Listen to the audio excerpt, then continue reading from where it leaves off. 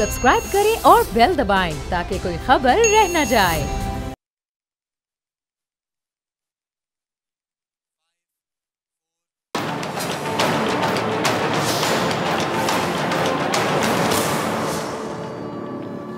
अस्सलामुअलैकुम नाजरीन, मैं हूं डॉक्टर फ़ज़ा अकबर खान और मैं हूं पाकिस्तान और आप देख रहे हैं पाकिस्तान के सबसे बड़े न्यूज़ चैनल का नंबर 1 प्रोग्राम ऐसे नहीं चलेगा।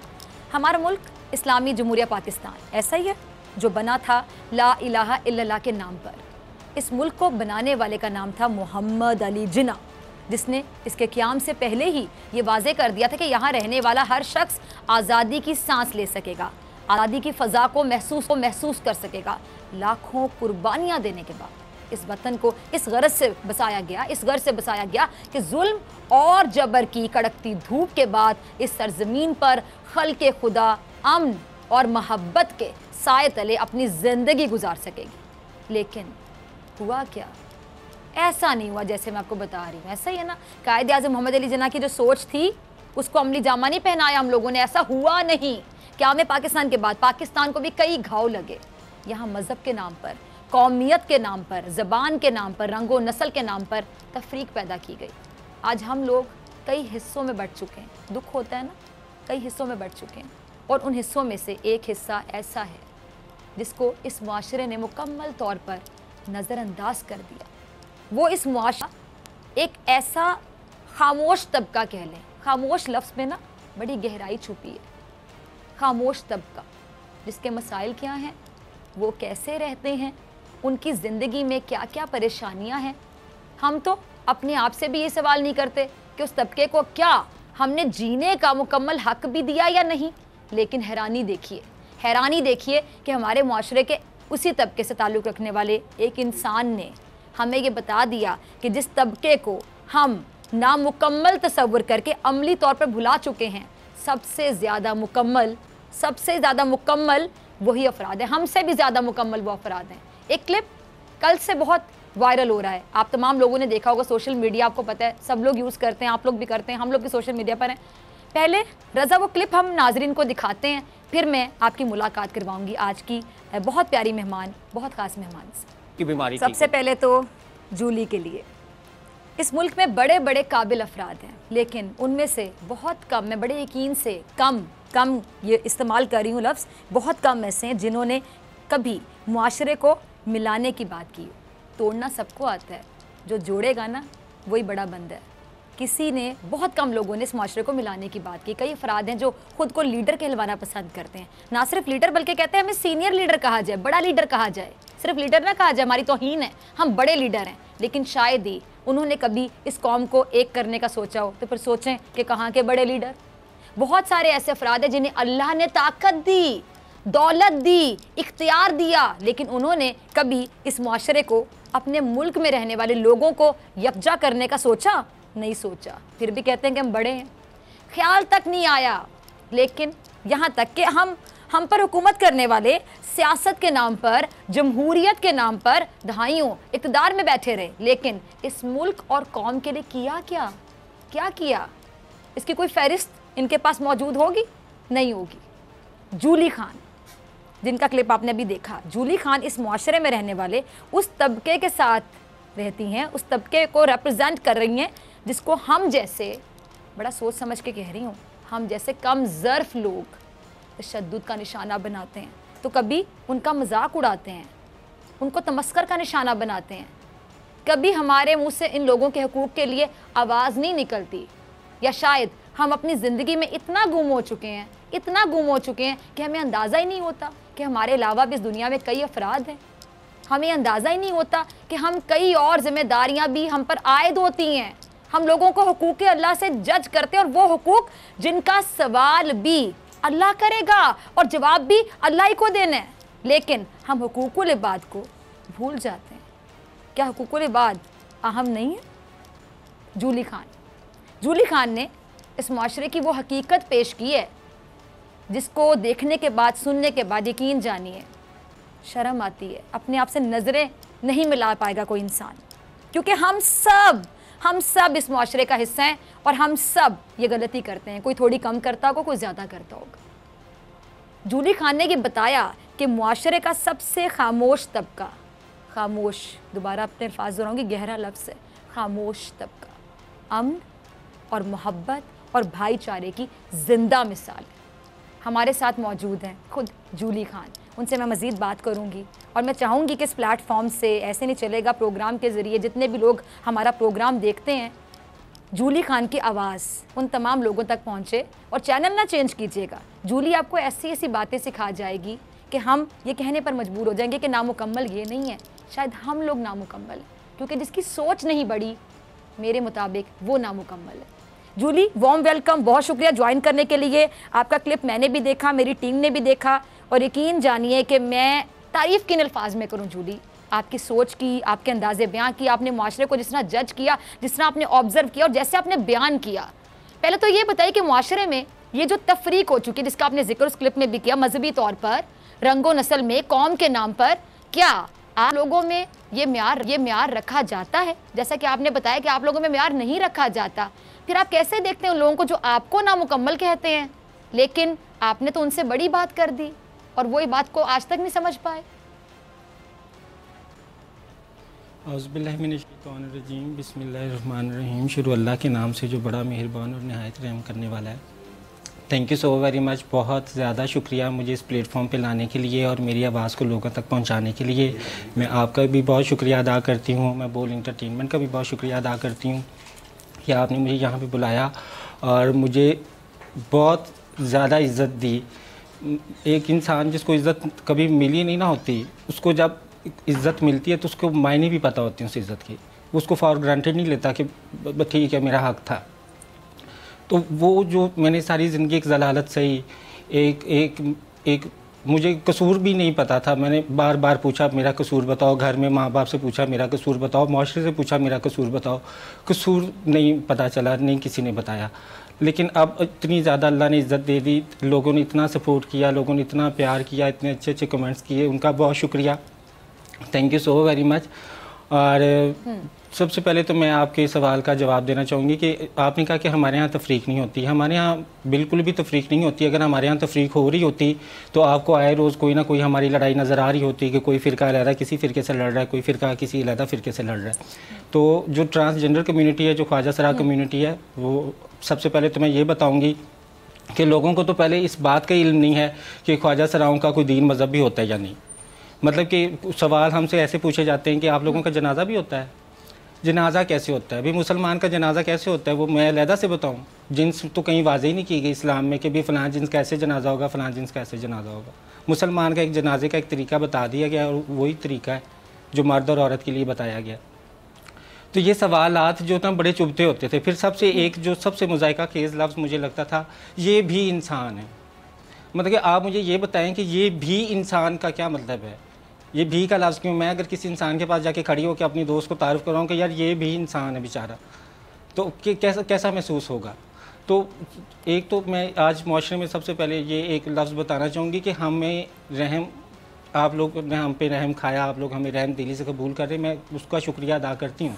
लेकिन हमें एक इंसान भी समझा जाए, बराबर का इंसान, साथ खड़े हुआ इंसान। हमारी कम्युनिटी के अंदर अगर आप देखें ना तो कोई शुक्रिया अदा करके शर्मिंदा हमारी कम्युनिटी में आप काबिले इज्जत हैं और यकीन जानिए आपने बार बार शुक्रिया अदा किया, मुझे शर्मिंदगी हो रही है। मैं आज आपसे माजरत खाऊं, मैं आपसे माफ़ी मांगती हूँ, आप मेरा शुक्रिया अदा ना करें। इज्जत देने वाली ज़ात सिर्फ अल्लाह ताला की ज़ात है। हम कौन होते हैं किसी को इज्जत या जिल्लत के सर्टिफिकेट बांटने वाले? हम सब अपने गिरेबानों में झांके क्या हम मुकम्मल हैं? क्या हमारे अंदर कोई ऐब नहीं है? और सबसे बड़ी बात, मैं आपसे माफ़ी मांगती हूँ। जैसे आप बार बार शुक्रिया अदा करें, शुक्रिया अदा ना करें, मैं पूरे मुआशरे के बिहाफ पे आज आपसे माफ़ी मांगती हूँ कि आप लोगों को जिन तकलीफ का सामना करना पड़ता है हम सोच भी नहीं सकते। आज कोरोना आया, तमाम लोग घरों में बंद हो गए, अभी जिल्लत नहीं मिल रही, अभी तमस्कर का निशाना नहीं बनाया जा रहा, आज भी लोगों को समझ नहीं आ रही कि आप लोगों की ज़िंदगी कैसी होगी। जी जूली, क्या कहना चाहेंगी मजीद? मैं आपको ज़्यादा सुनना चाहती हूँ, मैं खुद नहीं बोलना चाहती। हमारी जो अपनी कम्युनिटी ना, उसके अंदर तो कोई किसी किस्म की तफरीक नहीं की जाती, क्योंकि जो भी आके कहता है ना कि मैं ख्वाजा सरा हूँ तो उसको वार्म वेलकम किया जाता है, उसको घर में इंसान समझा जाता है ना। जिन्स तो पर्सनल है, कोई इंसान किसी को कपड़े उतार के नहीं दिखाता कि मेरे नीचे क्या है। हर इंसान के चेहरे पे उसका जिन्स लिखा होता है ना। मैं किसी औरत को देखती हूँ तो उसके चेहरे पे लिखा औरत है, मर्द को देखती हूँ तो उसके चेहरे पे लिखा है मर्द, और ख्वाजा सरा को भी देखती हूँ तो उसके चेहरे पे लिखा है ख्वाजा सरा। तो जब हमारे घरों में ख्वाजा सरा आते हैं तो हम किसी के अकीदे या मज़हब को नहीं छेड़ते, हम अपना अकीदा बताते हैं और उनको हमसे पूछ लेते हैं वो हमारे से उनको कोई एतराज़ नहीं, हमें उनसे कोई एतराज़ नहीं। हर इंसान का एक अल्लाह से तो ज़ाती रिश्ता है ना। तो हमारे ख्वाजा सराओं का तो यही मानना है कि जो अल्लाह से ज़ाती रिश्ता है उसमें हम मुदाखलत न करें। अल्लाह ने हमें जो हुक्म दिया है, हमें ये दिया है कि जो मुसलमान है वो आपका भाई है, उसको तकलीफ़ नहीं देनी, उसका हक़ नहीं खाना, उसकी ग़ीबत नहीं करनी, सूद नहीं खाना, हराम नहीं खाना, ये सारी चीज़ें अल्लाह ने हमें बताई हुई हैं और हम इन चीज़ों पर कोशिश करते हैं जितना हो सके अमल करने की। अब मैं एक आज इस प्लेटफॉर्म पे ना कुछ चीज़ें वाज़ा करने चाहूँगी जो मैं हमेशा चाहती थी वाज़ा करना और मुझे वो जगह नहीं मिलती थी और आज मिली है, तो मैं चाहती हूँ। सबसे पहली बात तो मैं ये बताऊँगी कि हमारे और मैं खुशनसीब हूँ, मेरी टीम खुशनसीब है कि हमारे प्रोग्राम से आप ये आवाज़ पहुँचाएंगी और ये आवाज़ जितने लोगों तक पहुँचे। मेरी उनसे रिक्वेस्ट है कि प्लीज़ समझने की कोशिश कीजिएगा, इनके आवाज़ में छुपे दर्द को, तकलीफ़ को समझने की कोशिश कीजिएगा। जी जूली, खुलकर बोलिए। सबसे पहली बात तो मैं ये बताऊंगी कि जो हमारे ख्वाजा सराओं पे सबसे बड़ा इल्ज़ाम लगाया जाता है ना कि ये लोग सेक्स वर्कर हैं, ये लोग तो बदलना ही नहीं चाहते, ये लोग तो बुराई की ज़िंदगी में आए। हम सारे ख्वाजा सराओं के घरों में आप चली जाएँ और उनसे पूछें वक्तन फ़वक्तन, कोई ख्वाजा सरा आपको ये नहीं कहेगा कि मैं सेक्स वर्क करके बड़ी खुश हूँ। कोई ख्वाजा सरा आपको ये नहीं कहेगा कि हाँ भाई मैं तो चाहती बचपन से सेक्स वर्किंग थी। कोई ख्वाजा सरा नहीं कहेगा। हम लोग हमें इल्ज़ाम देते हैं ना, हम मानते हैं, लेकिन जो कस्टमर हमारे पास आते हैं, जो पैसे अदा करने हमारे पास आते हैं, वो कहाँ से आते हैं, वो कौन लोग हैं, मुझे उसका आज बताएं, यहाँ पे जवाब दें कि वो कौन लोग हैं, वो कहाँ से आते हैं हमारे पास। उनको कोई क्यों नहीं पूछता, उनको कोई जहन्नमी क्यों नहीं कहता, उनको कोई लूत अलैहिस्सलाम की कौम में से क्यों नहीं कहता। जब तक दुकान में गाहक रहेगा ना, दुकान चलती रहेगी। गाहक आने बंद हो जाएंगी, दुकानें बंद हो जाएंगी। हमने कभी भी किसी जगह पे भी ये नहीं कहा कि हम इस काम में खुश हैं। अब जिस ख्वाजा सरा से पूछेंगी वो यही कहेगा कि मुझे नौकरी चाहिए, मुझे तालीम चाहिए, मुझे रोज़गार चाहिए, मुझे हर वो हक़ चाहिए जो पाकिस्तान के शहरी को मिला हुआ है। और पाकिस्तान के शहरी को जो हक़ मिला वो इंसान होने के नाते से मिला, जिन्स पे तफरीक से नहीं मिला। इस्लाम में जिन्स की एक तफरीक है, लेकिन वो एक वाज़े मुकाम पे और कुछ फ़लसफ़े की वजह से कि अगर मर्द को फजीलत दी गई है तो उसके पीछे एक फ़लसफ़ा भी, एक लॉजिक भी तो है ना, बिला वजह नहीं दी गई। अगर औरत को घर की ज़िम्मेदारी दी गई है, बच्चों को पालने की ज़िम्मेदारी गई है, तो उसके पीछे भी एक फ़लसफ़ा और लॉजिक है। तो इस्लाम तो हर चीज़ फ़लसफ़े और लॉजिक के साथ चलता है। तो हमें सेक्स वर्किंग का इल्ज़ाम हम सर पे लेते हैं, लेकिन वो लोग भी सर पे इल्ज़ाम लें जो हमारे पास गाहक बन के रातों को आते हैं। वो जज्जे बाट जैसे डाकू, वो मानी चोर जैसे गैंगस्टर, वो आए रोज़ पेशावर में आप देखें कितने कत्ल हो रहे हैं, वो सारे लोग कौन हैं? वो जो रात के अंधेरों में घरों से निकलते हैं, हमारे घरों में आके डाके डालते हैं। 20-20 लोग हमारे आके खुसरों की इज़्ज़त लूट के जाते हैं। एक ट्रांस पे 20-20 लोग आके उनकी इज़्ज़त लूटते हैं। और वो किस मंजर से लूटते हैं उसकी कुछ झलकियाँ जज्जे बाट के केस में आपको नज़र आई होंगी, आपने देखा होगा। वो एक छोटा सा क्लिप था, सारी रात उसको मारा था, लेकिन क्लिप छोटा सा 1 मिनट का था, जो लोग वो भी नहीं देख सके थे। ऐसे करके सारी रात जलील किया जाता है। 15 साल का लड़का ख्वाजा सरा मसीह जो फैसलाबाद में थी, उसको कत्ल किया गया कुछ दिन पहले। किसी को कोई पता नहीं कौन कातिल था, कहाँ मार गया। आए रोज़ पिंडी में पहले आप देख लें कि कितने कत्ल हो चुके हैं, आप पेशावर में देख लें कितने कत्ल हो चुके हैं, आप मनसेरा में देख लें, साहिवाल में जिंदा ट्रांस को रोड के ऊपर आग लगा के पेट्रोल फेंक के जलाया गया और किसी इंसान ने रोका नहीं। किसी मुसलमान के दिल में दर्द नहीं पैदा हुआ कि एक जिंदा इंसान को जला रहे हैं, हम इसको रोक दें। पेशावर में एक खुसरे को ज़िबा करके उसके टुकड़े छोटे छोटे करके उसको शापर में बंद करके बंदे को दफनाते रंगे हाथों पकड़ा गया, लेकिन उसको किसी ने नहीं पूछा कि तुमने ये क्यों किया एक इंसान के साथ। और इन सब का जिम्मेदार कौन है? मेरे घर वाले। क्योंकि मैं अपने घर से निकली हूँ, मेरे माँ बाप, मैं हराम की तो नहीं थी ना, मेरी माँ के पेट से मैं पैदा हुई हूँ। और मेरे घर वाले क्यों नहीं मुझसे पूछते कि मैं किधर हूँ? मेरे घर वाले क्यों नहीं मुझसे सवाल करते कि मैं क्या काम करती हूँ और मैं क्या काम नहीं करती? मैं मुसलमानों के घर पैदा हुई हूँ। क्यों नहीं मुसलमान मेरे माँ बाप हैं, वो मुझे क्यों नहीं आके मुझसे सवाल करते कि तुम कहाँ रहती हो, तुम क्या करती हो? क्यों नहीं मुझे कहते अपने घर आके चली जाओ? क्यों माशरा इस बात पे आवाज़ नहीं उठाता? क्यों मेरे माँ बाप से कोई सवाल नहीं करता कि किस उम्र में उन्हें पता चला कि मैं घुस रहा हूँ, किस उम्र में उन्हें पता चला कि मैं उनके लिए बदनामी और बेइज्जती हूँ, और किस उम्र में उन्होंने मुझे निकाला और क्यों निकाला? कौन सी मैंने घर ऐसी डिमांड की थी कि जिसकी वजह से मुझे निकाला गया? मुझे इस चीज़ का जवाब दे। और कोई मीडिया वाले इस पे आवाज़ नहीं उठाता। कभी किसी ने आवाज़ नहीं उठाई कि इनके माँ बाप से पूछा जाए ये कहाँ से आए? हम किसी मार्स से उतर के नहीं आए, हम किसी और सियारे से तो नहीं ना उतर के आए, ना हम लोग चांद से उतर के आए। हम मुसलमान माशरे में, मुसलमान घरों में, इसी माशरे में से निकल के आए हैं। हम निकल के आए, मुसलालत की ज़िंदगी में गुजारे। आज आप देखें महक मलिक को कितनी आवाम पैसा फेंक रही है, वो खुश रही है ना, ट्रांस ही है ना। तलाश जान एक फेमस यूट्यूब एक स्टार है, उसको फंक्शन देखें कितना लोग उस पर पैसा फेंक रहे हैं। तो नाचने वाला गुनाहगार है, तमाशबीन गुनाहगार नहीं है। जो रात को लाख लाख रुपया लेके आते हैं खुसरों पे फेंकने के लिए, वो गुनाहगार नहीं है। वो किधर हैं लोग? और जो आता है, जिसका दिल करता है, जिसका दिल करता है हमारे घरों में आता है, हमें कुत्ते की तरह मारता है, जिसका जो दिल करता है हमसे लूटता पीटता है, हमें मारता है, हमारी इज्जत लूटता है, जिसका जो दिल करता है वो करके चला जाता है।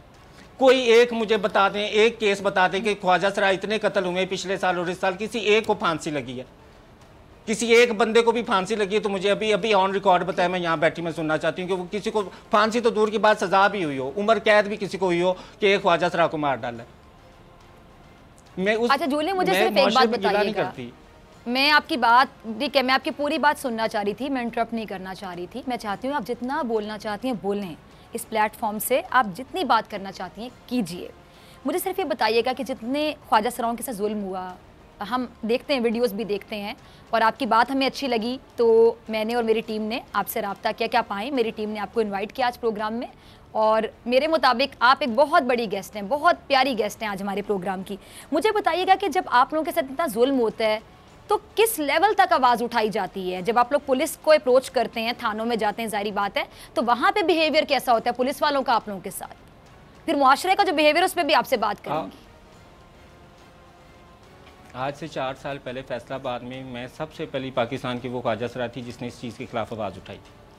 मेरे घर पे रात को मैं अकेली सोई हुई, फैसलाबाद में मैं रहती थी, मेरे घर को रात को 4 लोग आए हैं, दरवाज़ा फलांग के आए, पिस्टल की नोक पे मुझे सारी रात मारा, मेरे कपड़े फाड़े, मेरी इज्जत लूटी, पूरे मेरे घर में फायरिंग, मेरे घर ऊपर शराब फेंकते रहे, क्या कुछ मेरे साथ करते रहे वो तो आप मुझसे ना पूछें। मैंने सुबह उठ के आवाज़ उठाई, मैंने मीडिया के आगे प्रोटेस्ट किया, मैं पुलिस के आगे जब रिपोर्ट लिखवाने गई तो पुलिस वाले ने हंस के मुझसे सबसे पहला सवाल ये पूछा कि खुसरों की इज्जत कौन लूटता है? खुसरों की भी इज्जत लूटती है यार, खुसरों के साथ भी ये काम होता है? ये सबसे पहला सवाल पुलिस ने मुझसे पूछा। फिर मैं इस्लामाबाद में आई, हम लोगों ने आवाज़ उठाई, मेरे साथ और मेरे ट्रांस मिले, हम सब लोगों ने मिलकर आवाज़ उठाई, मुख्तलिफ शहरों से आवाज़ उठी, तो हमारे पास 2018 पिछले साल में ख्वाजा सराओं के हुकूक़ का बिल पास हो गया।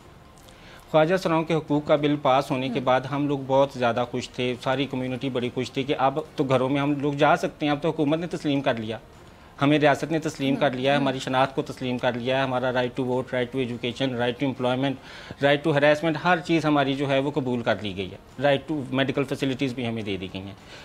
वज़ीर आज़म साहब हमारे आए, उन्होंने सेहत कार्ड इंसाफ का इजरा भी किया, ये दिखाया कि भी वज़ीर आज़म को भी ख्वाजा सराओं से मिलने से कोई दिक्कत नहीं है, वो कोई बेइज्जती का निशान नहीं है, लेकिन उसके बावजूद भी माशरे में अभी तक भी कोई इस बिल को मानने को तैयार नहीं है। मैं अपने घर लेके जाती हूँ अपने माँ बाप के पास बिल, तो वो कहते हैं जिसने पास किया उसके पास ही जाके रहो, हमारे घर में ना हो। मैं घर में जाती हूँ, मैं वजह पूछती हूँ तो वो कहते हैं भी तुम्हारी बहन की शादी नहीं होगी, अगर किसी को पता चल गया तुम्हारी बहन के ससुराल वालों को किन का एक बेटा खुश रहा है तो तुम्हारी बहन से शादी कौन करेगा? वो हमारे बारे में क्या सोचेंगे कि पता नहीं कैसा ख़ानदान है। अगर मैं घर जाती हूँ, मैं भाई से मिलती हूँ तो भाई कहता है कि तुम तो ठीक है, मुकम्मल करें। जी, आप अपनी बात मुकम्मल करें। जब मैं किसी भाई के पास जाती हूँ तो मेरा भाई मुझे कहता है कि मेरे दोस्त मुझे क्या कहेंगे कि तुम्हारा भाई खुश रहा है, तो मैं दोस्तों में कैसे फिरूंगा, मैं कैसे रहूँगा, मैं अपनी बीवी को क्या जवाब दूंगा, मैं अपने बच्चों को क्या जवाब दूंगा? माँ आके अब कहती है तो मेरा घर उजड़ जाएगा, तो तुम्हें पता है मेरा बंदा है, तुम्हें मार डालेंगे ये लोग, तुम यहाँ से चले जाओ। बाप आके, उसकी तो सबसे ज़्यादा इज्जत है बाप की, वो तो सबसे ज़्यादा आके मारता है कि भाई मर जाओ, इसको मार डालो, इस पर जुल्म तशद्दुद करो, इसको किसी तरह से रोको।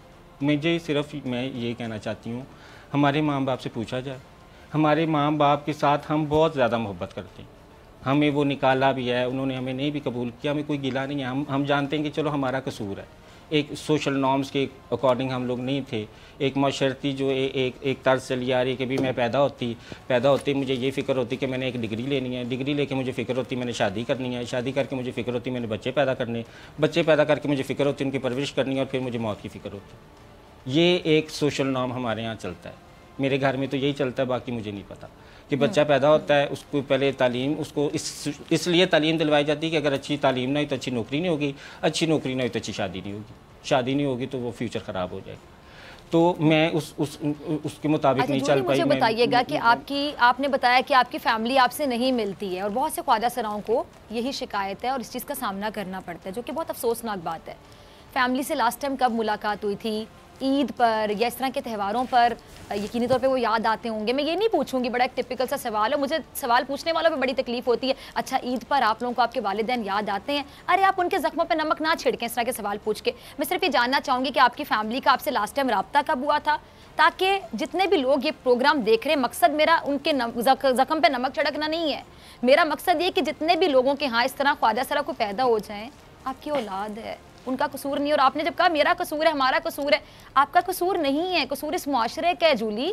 मैं बहुत शर्मिंदा हूँ बतौर मुआशरा, आपका क्या कसूर है आपके वजूद पर?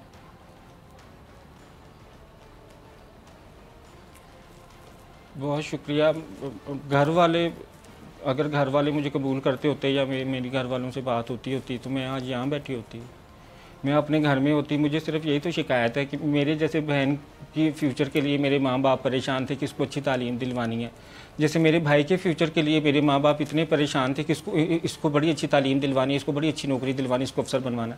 तो मेरे लिए क्यों नहीं ये तकलीफ़ थी? मेरे माँ बाप के दिल में मेरे लिए ये तड़प क्यों नहीं थी कि ये भी हमारा बच्चा, चलो कोई बात नहीं, अगर लड़का नहीं बना तो क्या हुआ, कोई लड़का बन के कोई अलहदा से तो कोई ट्रॉफी नहीं ना मुझे मिल जानी थी। अगर मैं एक जालिम माशरे का मर्द बन जाती, मैं औरतों पे जुल्म करती, मैं माशरे में एक नकारा मर्द बन जाती, मैं नशई बन जाती, मैं गैंगस्टर बन जाती, तो वो कबूल था, फिर मैं घर जा सकती। अच्छा जूली, आप बड़ी गहरी बातें करती हैं। आज मुझे जरा ये भी बता दीजिएगा, क्लोजिंग में वक्त कम है, मुझे ब्रेक पे जाना है 1 मिनट के बाद। आपने कहाँ तक तालीम हासिल की, अपनी तालीमी काबिलियत के हवाले से ज़रा बताइएगा, क्योंकि आपकी गुफ्तगू से लगता है कि या तो आप पढ़ी लिखी बहुत हैं या फिर आपने किताबों का मुतालिया बहुत ज़्यादा किया है, क्योंकि अल्फाज का चुनाव, बड़ी गहरी बातें करती हैं। मैडम मेरी बात सुने, अगर हमारे पास तालीम का हक होता और अगर हमें तालीम दी जाती और हमें तालीम कोई दे देता तो आज हम लोग नौकरियाँ ना कर रहे होते, आज हम लोग एक इज्जतदार माशरे का हिस्सा ना बन जाते। तो आज आप इतनी गहरी बातें जो करती हैं, क्या आप किताबें पढ़ी हैं आपने या आपकी ऑब्जर्वेशन है? मेरे पास मैंने माशरा पढ़ा है मैडम, मैंने कुछ भी नहीं पढ़ा, मैं रोज की 100 बंदे भुगताती रही हूँ, मुझे वो तजुर्बा है। क्या बात है। कभी रहे ना किसी दूसरे के डेरे पे रहें, किसी तवाइफ के डेरे पे रहें ना, फिर उस तवाइफ से पूछें, उस औरत से पूछें कि वो क्या सोचती है। माशरे के लिए तो वो बदनाम है, माशरे के लिए तो वो बुरी है, लेकिन इंसान तो है ना, अल्लाह के हाथ में मौत है ना, तो अल्लाह मार दे उसको, अल्लाह उसकी जान ले ले। हर इंसान की जन्नत दोज़ख का फ़ैसला हम लोग नहीं कर सकते। अल्लाह ताला ने वाज़ह तौर पे फरमाया कि इंसान के पास इख्तियार नहीं थी किसी की जन्नत दोज़ख का फ़ैसला करने का। मेरे पास इख्तियार है इंसानियत का, भलाई का, किसी के साथ अच्छाई करने का। बाकी इंसानों के पास भी यही हक़ है।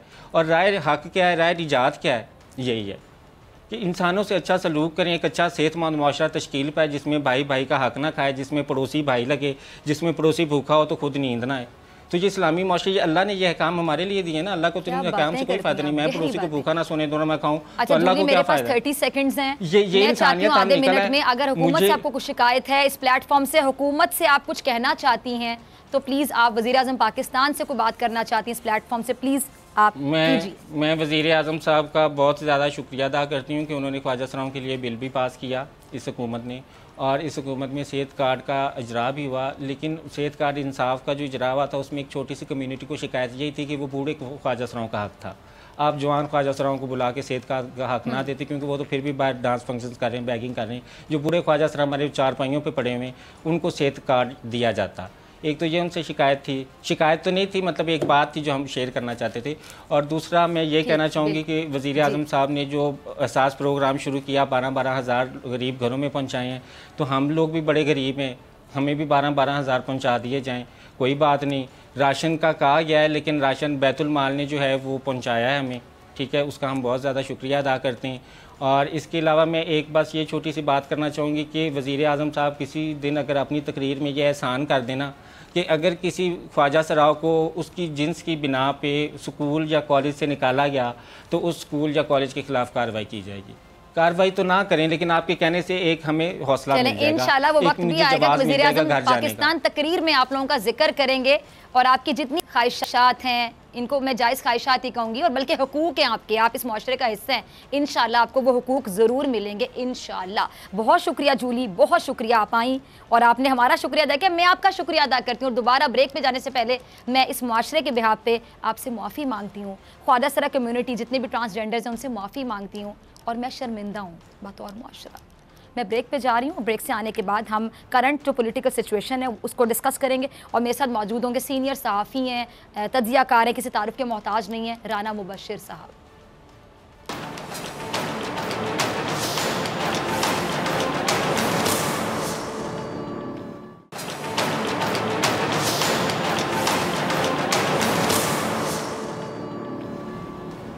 वेलकम बैक नाज़रीन, आप देख रहे हैं ऐसे नहीं चलेगा और मैं हूं आपके साथ डॉक्टर फ़िज़ा अकबर खान। हुकूमत और अपोजिशन के दरमियान क्या कहूँ, माशाल्लाह अल्हम्दुलिल्लाह हर मामले पर ही रस्साकशी जारी है। कोई एक ऐसा नुक्ता, एक ऐसा पॉइंट नज़र नहीं आता जिस पर हुकूमत और अपोजिशन मुत्तफिक हो सके, या हम कह लें कि यहाँ पर ये एक पेज पर आ गए। सॉरी टू से अफसोस के साथ कहूँगी कि कोरोना के मामले पर भी एक पेज पर नहीं है, वहाँ भी लड़ाई और बहस जारी है। अब दूसरी जानिब मुस्लिम लीग नून जो कि एक बड़ी पार्टी है, उसका किरदार सियासत में इंतहाई, अगर मैं कहूँ कि कंफ्यूज दिखाई दे रहा है। आप इस लफ्ज़ से अग्री करेंगे, सेकंड करेंगे मेरी राय को। कोरोना पर लॉकडाउन एक बहुत बड़ी बहस, मज़ीद कितने अरसे तक चलेगा। वज़ीर रेलवे ने ट्रेन चलाने का ऐलान तो कर दिया, लेकिन इस पर भी अपोजिशन को एतराज़ है। शहबाज शरीफ साहब लंदन से वापस आ गए, कई मीटिंग्स बुलाई, इजलास किए, लेकिन बहुत से हलकों में बात हो रही है कि जी शहबाज शरीफ साहब और मरियम नवाज़ भी एक पेज पर दिखाई नहीं देते। इसकी क्या वजह हो सकती है? इन्हीं तमाम सवालात का बॉल मैं फेंकूंगी मोअज़्ज़ज़ मेहमान के कोच में। किसी तारुफ के मोहताज नहीं, आप स्क्रीन पर इनको देखते हैं, बल्कि मेरे बहुत फेवरेट सहाफ़ी कह दूँ तो गलत नहीं होगा, सीनियर सहाफ़ी तज्ज़ियाकार राना मुबश्शिर। राना साहब वार्म वेलकम। सबसे पहले यही जानना चाहूँगी कि हुकूमत के हर फैसले से राना साहब इख्तलाफ करना, अगर मैं कहूँ कि अपोजिशन की आदत बन गई है, आप अग्री करेंगे? मैं कहती हूँ कि बहुत अच्छी बात है, बड़ा जस्टिफाइड रोल होता है अपोजिशन का कि अगर वो हुकूमत की हर बात को नोट करें और जहाँ पर मतलब एक लाइटर नोट पे कहूँगी, जहाँ कान खींचना बनता है खींचते भी रहें, आवाज़ उठाते रहें, लेकिन हर बात पर ही आवाज़ उठाना, इख्तलाफ करना, ये थोड़ा अजीब हो जाता है। या फिर हम कह सकते हैं कि हुकूमत के फैसले ही ऐसे नहीं होते कि उनसे किसी भी तरह इंतफाक किया जा सके। 22 सिचुएशन में डाल दी है आप। बात यह है कि पहले तो मैं आपसे शिकवा करूंगा कि आपने मुझे जूली के साथ नहीं बिठाया, ठीक है? और आपने मुझे जूली को आप जो अपने शो में लेके आई हैं, वो इतना अच्छा आपने काम किया है कि hats off to you, seriously. I really appreciate that और मैं एडमायर करता हूँ इस स्टेप को, क्योंकि एक ऐसा सेगमेंट है सोसाइटी का जिसको इग्नोर किया जाता है और जिसको जनाब ऐसे लुक डाउन किया जाता है, व्हिच इज एब्सोल्युटली रॉन्ग। तो coming back to your question ji, देखें ऑपोजिशन जो है ना, ऑपोजिशन ने जितने पत्ते थे ना वो शुरू के 1.5-2 साल में फेंक दिए सारे। वो कहते हैं ना, जब आप खेलना शुरू करते हैं ना, मुझे तो वैसे आते नहीं कार्ड्स खेलने, लेकिन मैंने सुना है कि कार्ड्स अपने पास, you close to your chest, you putting corona की वजह से बहुत से लोग कार्ड्स खेल रहे हैं, बच्चे भी घर में कुछ करना है ना एक्टिविटी। जी अब सारे शो कर देंगे ना इमीडिएटली, तो वो एक इशू बन जाता है। सो हुकूमत ने प्रोबेबली शुरू के 1.5-2 जो ऑपोजिशन है उसने शुरू में 1.5-2 साल में सारे कार्ड शो कर दिए, ठीक है? और उसके बाद कार्ड कोई रहा नहीं, और अब उन इख्तलाफ वो करते हैं, ठीक है? कई इख्तलाफात जो है ऑपोजिशन के बहुत अच्छे हैं, मैं उनको अभी भी अप्रिशिएट करता हूँ, लेकिन हुकूमत जो है ना, उनकी पॉलिसीज बड़ी अच्छी है। देखिए इमरान खान की पॉलिसी बहुत अच्छी होती है, इमरान खान की थिंकिंग बड़ी अच्छी होती है, इमरान खान की अप्रोच बड़ी अच्छी होती है, लेकिन वो फैसला भी कर देते हैं कि जी ये कैबिनेट में फैसला हो गया, कंसेंसस हो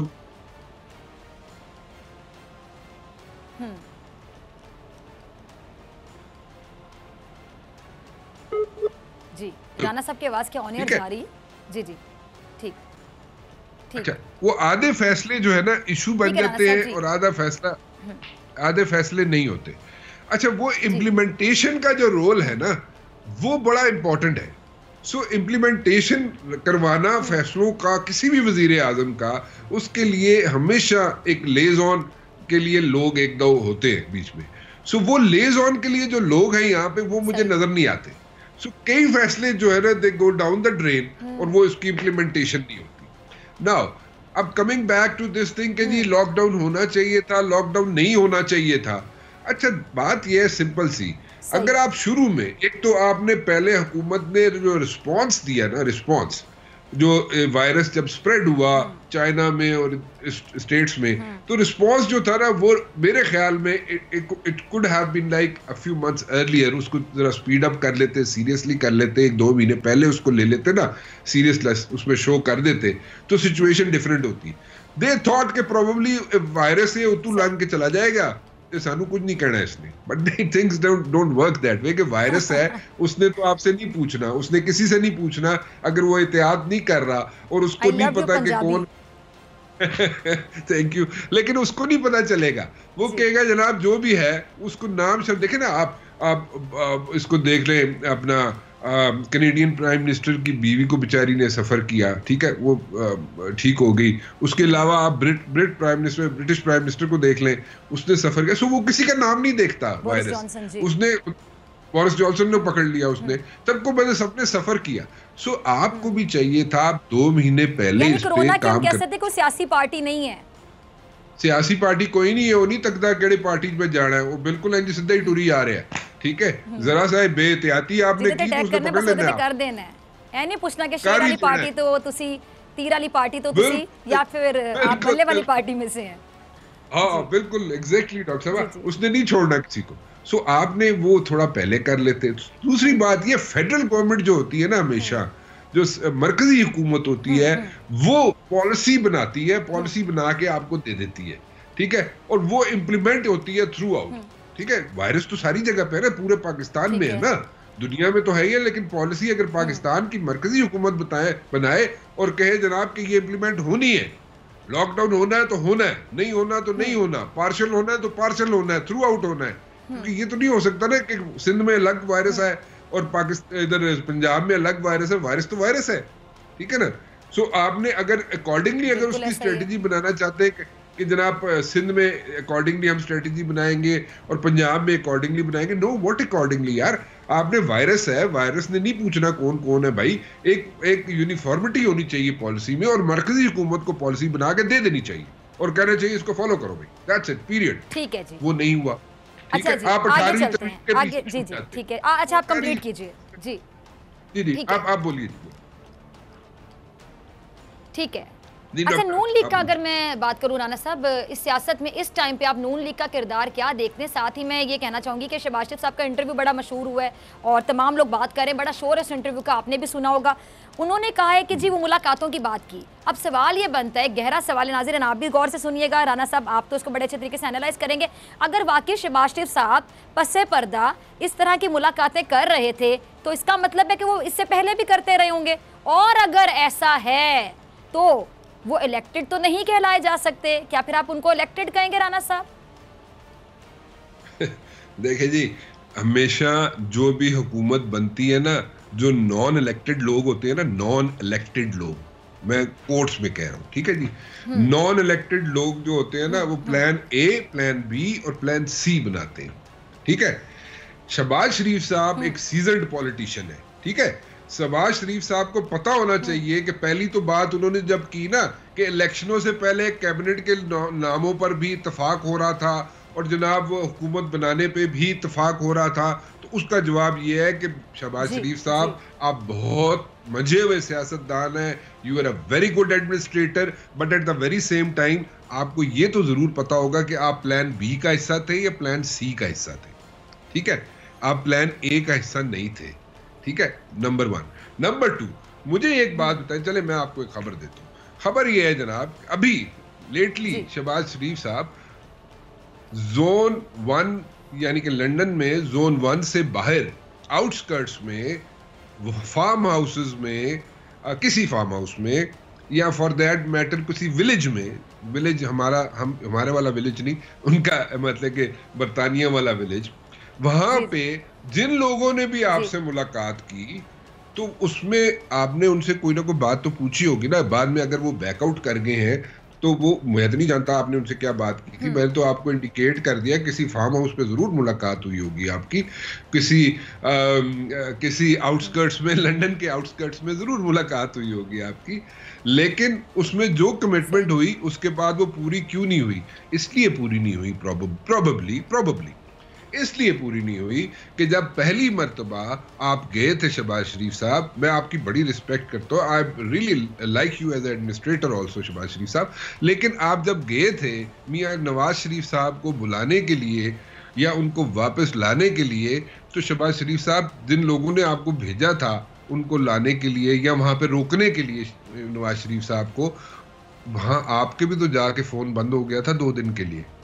सो कोई बात नहीं, फोन बंद हो जाते हैं, कभी आपके बंद हो जाते हैं, कभी किसी और के बंद हो जाते हैं, this is part of the game, so होता रहता है। So why so aggressive now? वो आप थोड़ा तहम्मुल से काम ले शहबाज शरीफ साहब, इतना कोई गल नहीं, इतने होंदा रहंदा, अप्स एंड डाउन्स ते होंदे रहंदे ने, ये लगा रहंदा काम। This is politics. अब मैं इससे ज्यादा क्या बताऊं आपको। जैसे अप्स एंड डाउन्स होते रहते हैं ऐसे प्रोग्राम में राना साहब ब्रेक भी आती रहती है, तो ब्रेक पे मुझे जाना है, बाद गुफ्तगू को यहीं से कंटिन्यू करेंगे। और मैं ये जरूर कहना चाहूंगी कि बहुत कम मेहमान ऐसे होते हैं जिनकी बातों को आप इंजॉय करते हो। मेरे जैसी एंकर जो बात बात पे अगला सवाल पूछ लेती, मेरे जहन में सवाल बहुत आते हैं। तो राना साहब मैंने आपसे बहुत सवाल नहीं पूछे, ब्रेक के बाद सवाल पूछूं, क्योंकि आपकी गुफ्तगू इतनी इंटरेस्टिंग है कि मैं आपको टोक नहीं सकी, रोक नहीं सकी। ब्रेक के बाद मिलते हैं।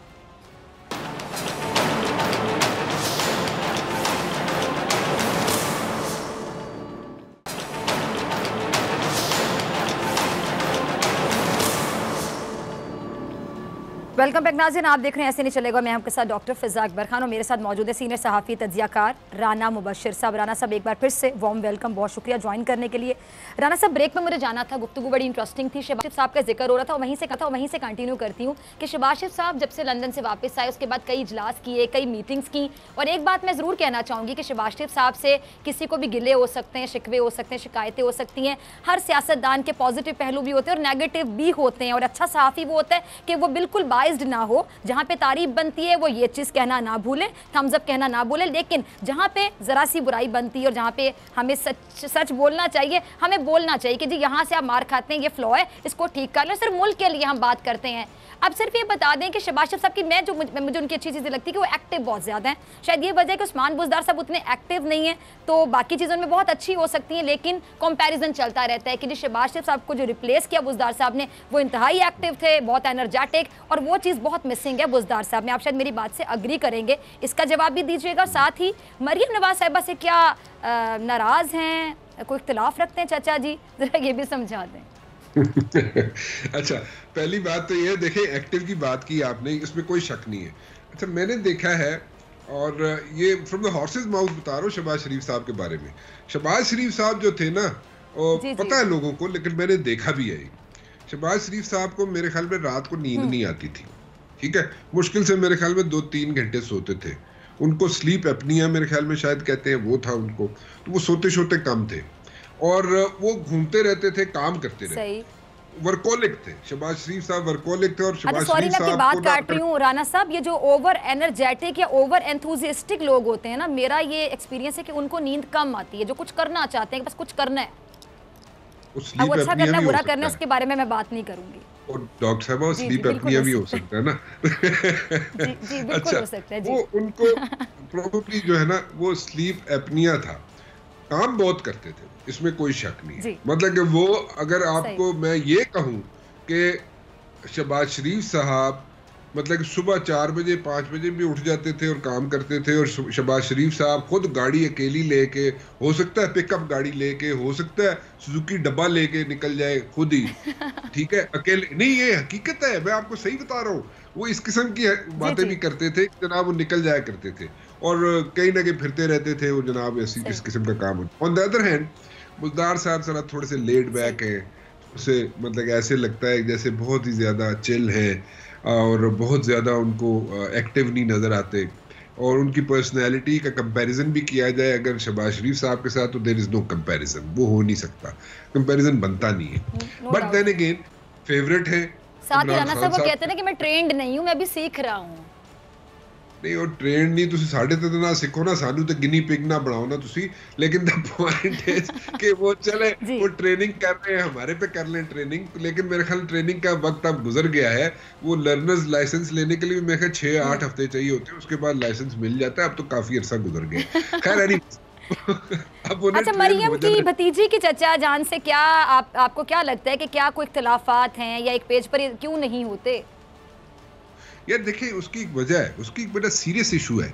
आप देखें कि मुशर्रफ के दौर में हमजा शहबाज शरीफ वाज द ओनली पर्सन जो यहाँ पे लाहौर में फिरता होता था, ठीक है, केसेस भी फाइट करता था, केसेस को फेस भी करता था, थाना कचहरी सारा वो फेस करता था हमजा शहबाज, ठीक है। हमजा शहबाज शरीफ जो था वो सारी चीजों को हैंडल कर रहा था। मुल्क में तो कोई नहीं था ना नवाज शरीफ साहब थे, ना शहबाज शरीफ साहब थे, ना कोई और बच्चा था, यहाँ पे सब चले गए थे ना।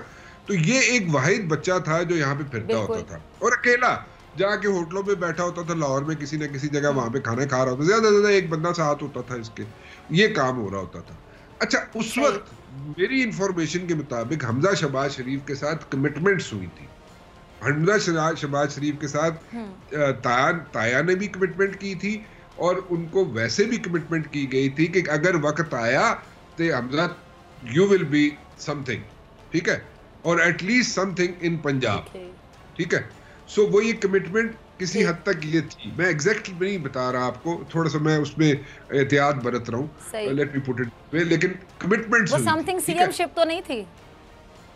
वही ना, पंजाब में यही सीएमशिप ही है और की है, पंजाब में सीएमशिप ही थी ना जी, तो वो ठीक है, लेकिन पार्टी की अंदर की एक बहुत, जैसे राना साहब पंजाब एक बड़ा सूबा है, पंजाब में वोट लेना, जो पंजाब में वोट ले जाते हैं वो विफाक में हुकूमत बना लेते हैं, पंजाब का भी जो सीएम होगा वो बड़ा ओहदा होगा मेरे मुताबिक।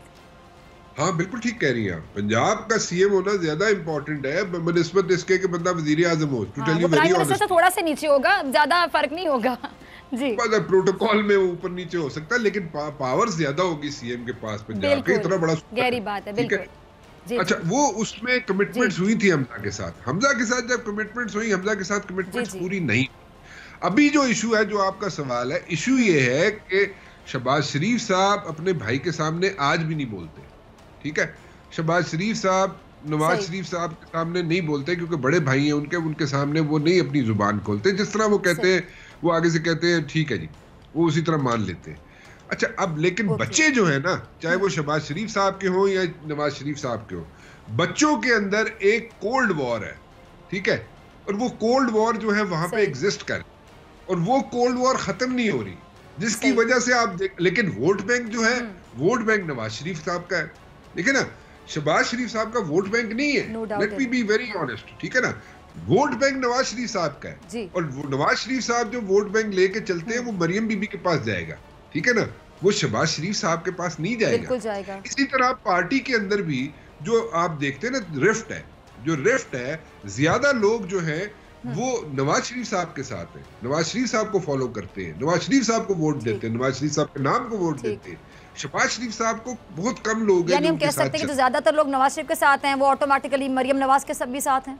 डेफिनेटली मतलब इसमें कोई रॉकेट साइंस नहीं, क्योंकि वो कहते हैं जी नवाज शरीफ साहब दी धी है मरियम नवाज ते असी तो नवाज शरीफ साहब को वोट पाना है, तो नवाज शरीफ साहब जानू कहणगे मरियम नु वोट पाओ, मरियम। अच्छा राना साहब, वक्त की कमी है, जरा ये भी जरा समझाइएगा। एक और सवाल मेरे जहन में आया आपकी गुफ्तगू से ही कि जिस तरह हमने कंपैरिजन किया बुज़दार साहब को और शहबाज शरीफ साहब को, कि शहबाज शरीफ साहब बड़े एंथुसियास्टिक, बड़े एनर्जेटिक है, वो जो फ्लॉ नजर आता है, कमी नजर आती है बुज़दार साहब में, ये बड़ी क्लियर चीज़ है। लेकिन इसी तरह अगर हम मरियम का और हमजा का कंपैरिजन करें, मेरी जो एक राय है, मेरे मुताबिक मरियम बड़े नंबर ले जाएंगी हमजा के मुकाबले में। अगर आप दोनों को माइक दे दें तो हमजा शायद उस तरह बात नहीं कर सकते जिस तरह मरियम बात कर सकती है, और कुछ चीज़ें कुदरती होती हैं आपके अंदर, क्या फिलबदी गुफ्तगू कर सकते हैं, बात से बात निकाल सकते हैं। और बड़ा सियासतदान वही होता है जो मकबूल हो, जो लोगों को जमा करना जानता है। जैसे कि मुझे भुट्टो साहब याद आ गए, मेरे फेवरेट, क्या बात है। तो वो चीज़ भुट्टो साहब नहीं कह रही मैं मरियम को, प्लीज़ ये ना समझिएगा, लेकिन मरियम और हमजा का जो कंपैरिजन करेंगे ना, तो मरियम को उतने नंबर मिलेंगे जितने शहबाज शरीफ साहब को उस्मान बुज़दार से कंपैरिजन में दे रही थी, ज्यादा। बिल्कुल ठीक कर रही है आप, और ये इसी तरह बनता है।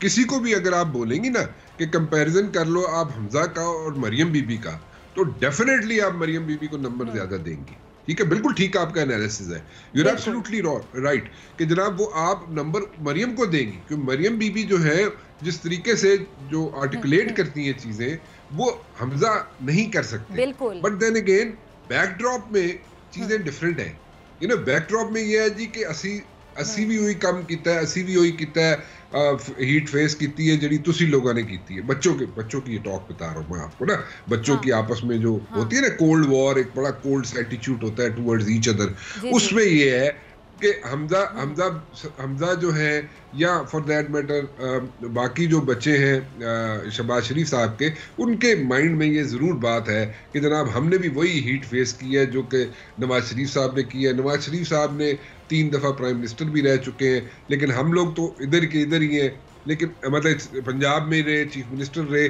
लेकिन बच्चों को अब आगे आना चाहिए। अच्छा राना साहब, हम भी इधर के इधर ही थे, लेकिन मुझे अभी पता चला कि अब हम क्लोजिंग पे जा रहे हैं। 30 सेकंड्स है मेरे पास, जल्दी से लास्ट कमेंट आपका चाहूंगी। इमरान खान साहब के 5 साल आपको लगता है कि ऐसे होंगे, या अब तक की जो परफॉर्मेंस आपको नजर आ रही है, आपको लगता है कि वो ऐसी होगी कि इसकी बुनियाद पर अगली दफा भी वो वोट ले सकेंगे? साथ ही मैं मेंशन करना चाहूंगी कि ओपोजिशन से ज्यादा कुछ लोग उनके लिए खतरा बने रहते हैं, जो अंदर उनके कुछ वुज़रा हैं, कुछ मुशीर हैं, कुछ मुआवनीन हैं, कि वो इतना बोलते हैं कि मुझे लगता है कि सिटिंग गवर्नमेंट को हर चीज में ज्यादा होना चाहिए, लेकिन बोलने में थोड़ा कम होना चाहिए। बिल्कुल ठीक कह रही हैं आप। और दूसरी बात, एक और चीज ऐड कर ले डॉक्टर साहबा, एक और मसला ये है कि जितने मिनिस्टर्स हैं जो गवर्नमेंट में बैठे हुए हैं, एक कोई और बयान देता है, दूसरा कोई और बयान देता है, पोल्स अपार्ट। मतलब इस तरह 180 के पे जो दूसरा बयान हो रहा है, एक कुछ और कह रहे होंगे, दूसरा कुछ और कह रहे होंगे, ठीक है। सो ये बड़ा एक हुकूमत के लिए बड़ी एम्बैरसिंग सिचुएशन होती है कि सब लोग एक पेज पे नहीं है। सो ये इसको करेक्ट करने की जरूरत है। और दूसरी बात डॉक्टर साहबा, जो मैं बार बार जिक्र कर रहा हूँ, इम्प्लीमेंटेशन की है। अगर जो इम्प्लीमेंटेशन नहीं होगी ना, अगर चीज़ों की जो इमरान खान साहब डिसीजन लेते हैं, तो फिर भी सिचुएशन होगी। और तीसरी बात ये है, मेरे ख्याल में इमरान खान साहब, मेरा अपना ख्याल है, इमरान खान साहब अपने हुकूमत के चौथे साल या 4.5 साल बाद इलेक्शन अनाउंस कर देंगे। 6 महीने साल पहले वो इलेक्शन करवा देंगे। ये मेरा ख्याल है। ठीक है जी। आपकी तीसरी बात के बाद चौथी बात ये कि क्लोजिंग का वक्त आ गया। मुझे आपका शुक्रिया अदा करना, बहुत अच्छा लगा। आप आए, आपने अपने पंजाबी स्टाइल में जिस एनालाइज किया, चीज़ों को एनालिसिस किया, बहुत अच्छा लगा लिटरली। राना मुबश्शिर साहब हमारे साथ मौजूद थे, बहुत शुक्रिया ज्वाइन करने के लिए। इसी के साथ डॉक्टर फ़िज़ा अकबर खान को दीजिए इजाज़त, जिसने प्रोग्राम मिस कर दिया। रात 2 बजे आप इसको रिपीट स्लॉट में देख सकते हैं। यूट्यूब पर लिंक अवेलेबल होगा। बोल न्यूज़ आप लिखेंगे, ऐसे नहीं चलेगा, आज की तारीख लिखेंगे, आपको प्रोग्राम वहाँ पे इंशाल्लाह मिल जाएगा, आप वहाँ पे देख सकते हैं। और इसी के साथ डॉक्टर फ़िज़ा अकबर खान को दीजिए इजाज़त। आपसे मुलाकात होगी इंशाल्लाह कल सेम टाइम सेम चैनल। अगर ज़िंदगी ने वफ़ा की, दुआ में याद रखिएगा, अपना ढेर सारा ख्याल रखिएगा। अल्लाह निगहबान।